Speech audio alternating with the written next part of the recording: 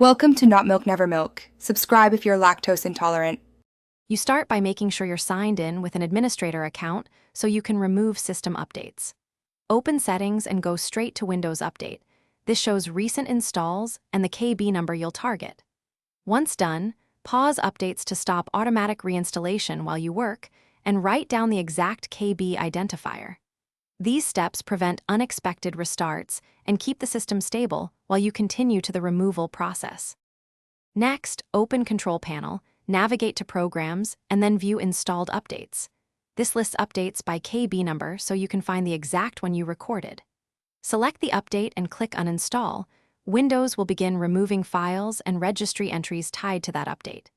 If the standard uninstall fails or throws an error, restart into Safe Mode and repeat the uninstall there. Safe Mode reduces running services and often allows the removal to succeed.